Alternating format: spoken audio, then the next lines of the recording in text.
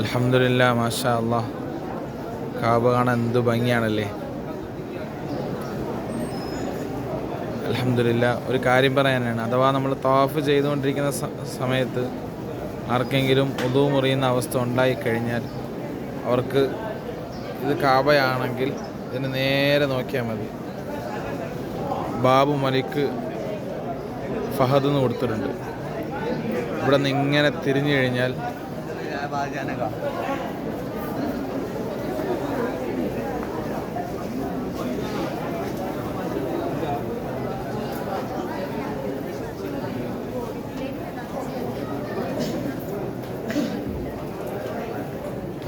ഉദു റിജാൽ, പുരുഷന്മാർക്ക് ഉദു കൊടുക്കാനുള്ള സ്ഥലമുണ്ട്.